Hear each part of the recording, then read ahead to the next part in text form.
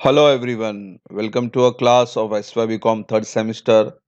Our topic is going on amalgamation of firm. So today we are going to solve question number 8 with question and answer.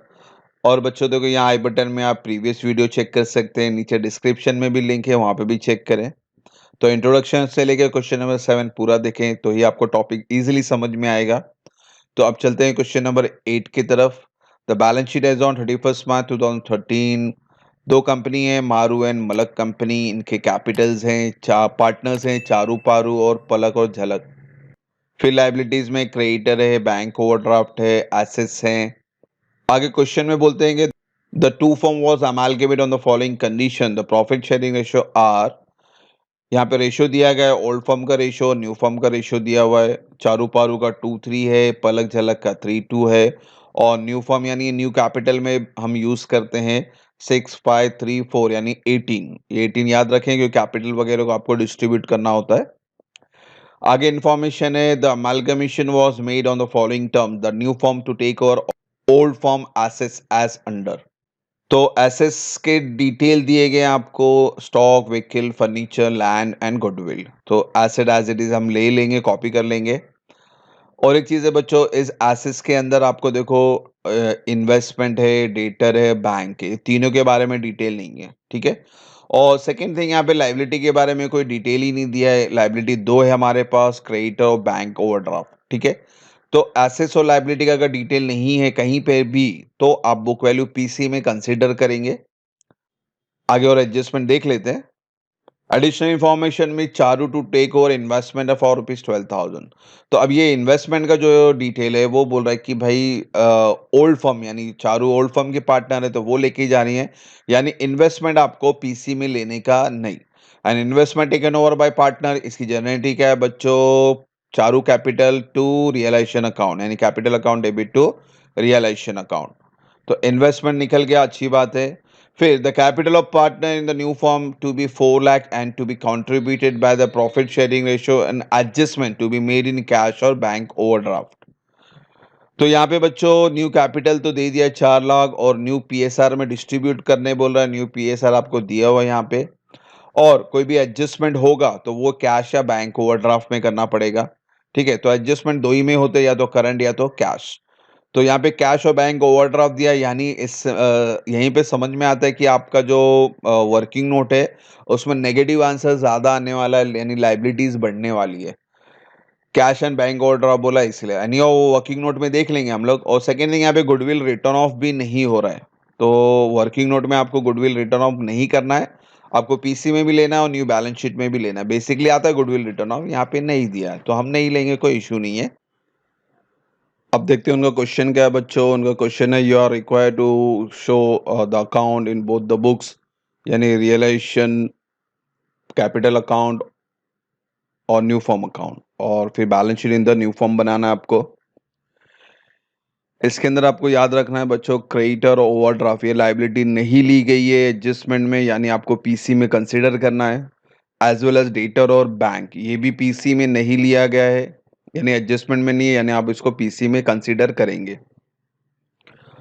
Hope so question समझ में आया रहेगा। अब चलते हैं purchase consideration की तरफ। तो परचेस कंसिडरेशन आपके मारू, मलक और न्यू फर्म है, यहाँ एडजस्टमेंट वगैरह ले लेते हैं। तो सबसे पहले क्या करना है, आपको सारे एसेट्स को यहाँ ट्रांसफर करना है एज इट इज जो यहाँ पे आपको एडजस्टमेंट में दिया हुआ है। आफ्टर एसेट्स यानी सारे एसेट्स तो आ गए और इन्वेस्टमेंट लेना नहीं था, अच्छी बात है। कैपिटल तो ये वर्किंग नोट में जाएगा।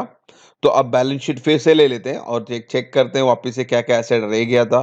इन्वेस्टमेंट निकल चुका है क्योंकि न्यू फर्म नहीं ले रहा है, ये चारू लेके जा रहा है old firm.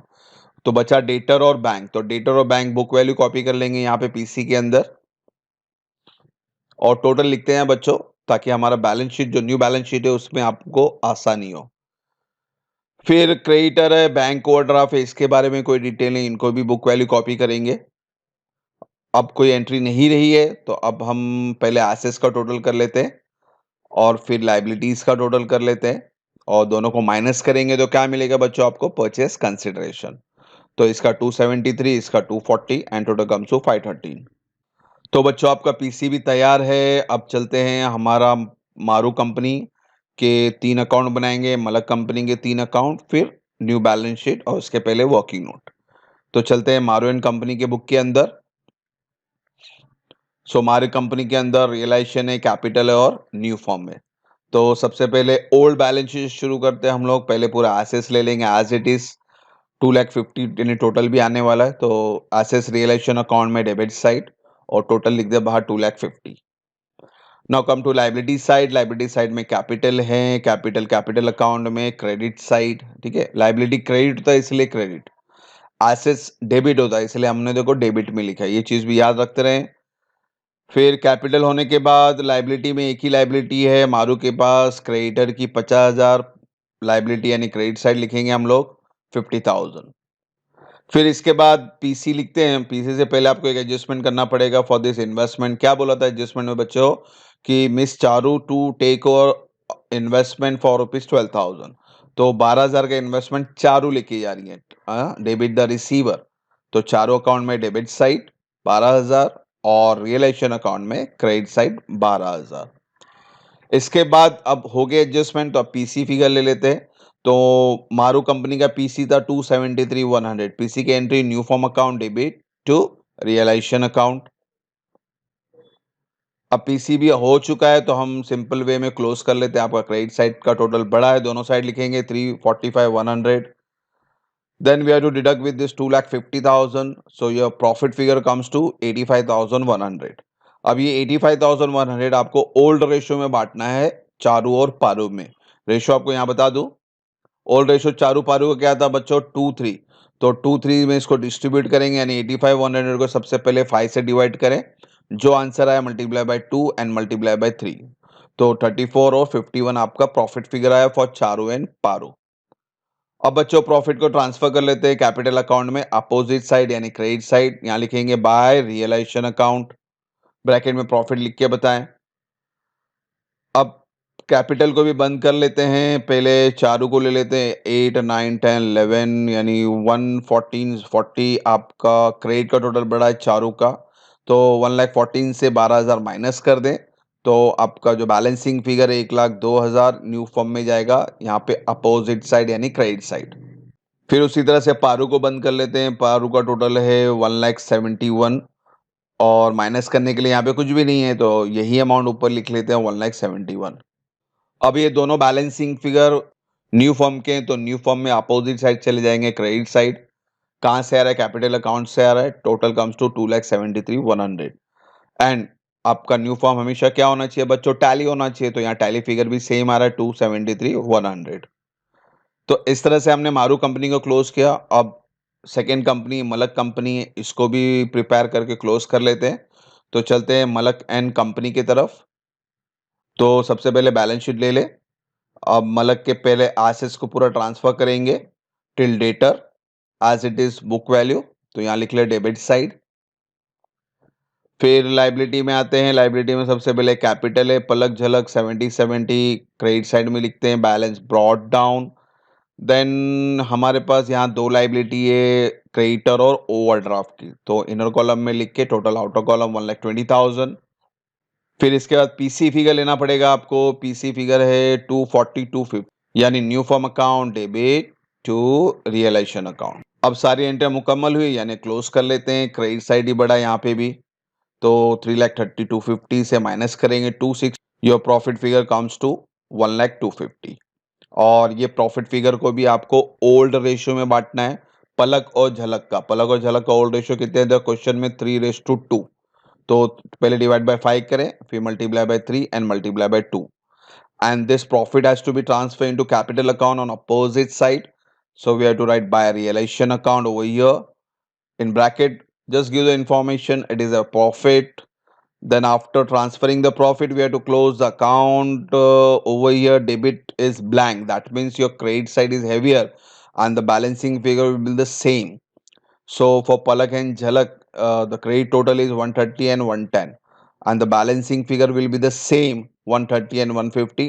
and this has to be transferred in your new form account on opposite side, that means on credit side by capital account Palak Jhalak, and total figure comes to 2,40,250, and the new form gets tally with 2,40,250.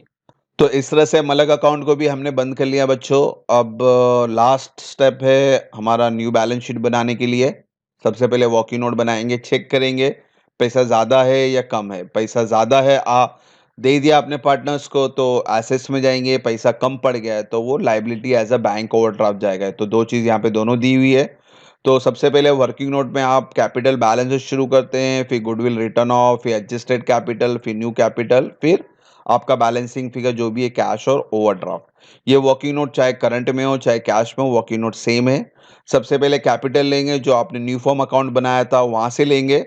यहाँ पे बता दूं आपको, नीचे ये पहले वाले का था चारू पारू का और ये था पलक और झलक का, तो ये फिगर ही आपको लिखना है। तो चारू का है 1 लाख, पारू का 171, 130 एंड 110। तो जो न्यू फॉर्म में आपका आता कैपिटल फिगर आया था वो फिगर आपको लिखना है यहाँ पे, ठीक है।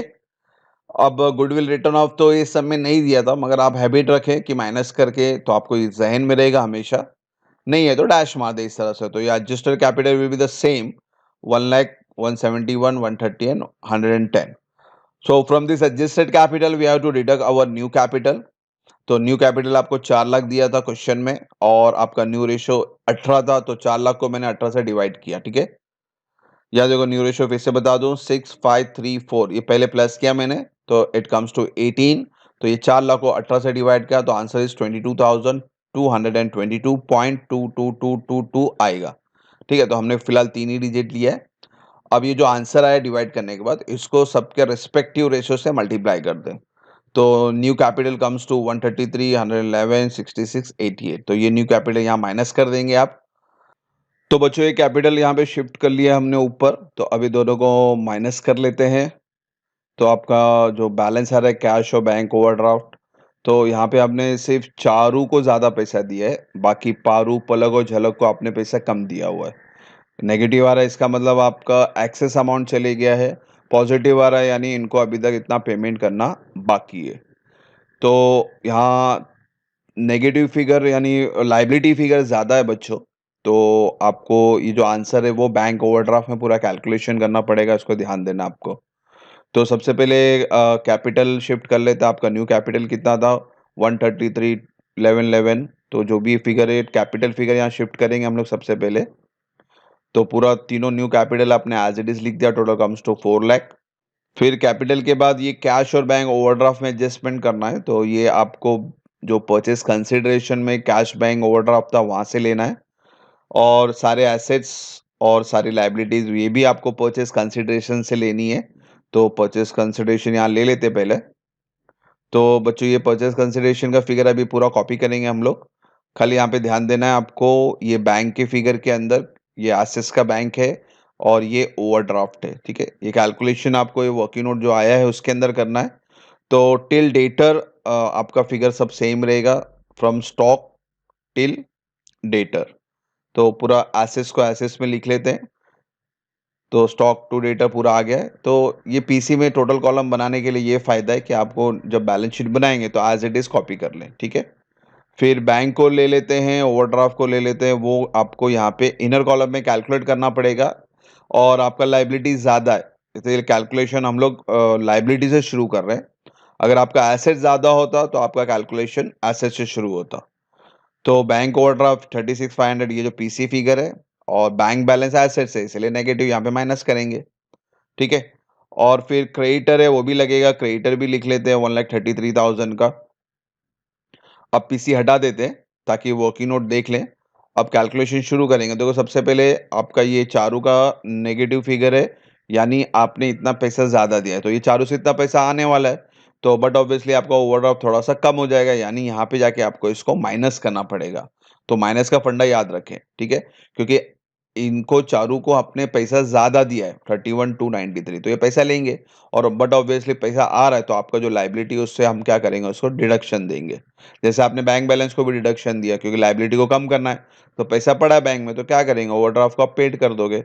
तो उसी तरह से चारू से जो एक्सेस पैसा आएगा वो पैसा भी आप ओवरड्राफ्ट को कम करेंगे। बट अब पारू, पलक और झलक इनका तो फिगर आपको यानी लायबिलिटी आ रहा था, तो अब लायबिलिटी बढ़ने वाली है, यानी इसको यहाँ पे तीनों को फिगर को आपको क्या करना पड़ेगा, प्लस करना पड़ेगा, ऐड कर देंगे। तो पूरा कैलकुलेशन फ्रॉम ओवरड्राफ्ट टिल झलक। तो ओवरड्राफ्ट में बैंक बैलेंस माइनस हुआ, चारू कैपिटल माइनस हुआ, फिर पारू, झलक, पलक और आपको ऐड करना है। तो पूरा कैलकुलेशन करेंगे तो आपका जो फिगर आएगा it comes to 1,44,250। So this is a new bank overdraft 1,44,250 for the new firm. तो इस तरह से आपकी पूरी एंट्री जो पीसी वर्किंग नोट की मुकम्मल हुई। लास्ट में आपको सिंपल वे में टैली करना है and your tally figure comes to 6,77,750। तो इस तरह से ये सम भी मुकम्मल हुआ हमारा। और होप सो यहाँ तो कोई डाउट ना हो, इंशाल्लाह नेक्स्ट वीडियो में जल्दी बनाएंगे। और लास्ट वीडियो रहेगा ये अमालगमेशन का क्वेश्चन नंबर 9। उसके बाद हम लोग हमारे न्यू टॉपिक से स्टार्ट करेंगे। होप सो यहाँ तक कोई डाउट ना हो, इंशाल्लाह नेक्स्ट वीडियो जल्दी मिलेंगे। Thank you for watching the video. God bless you.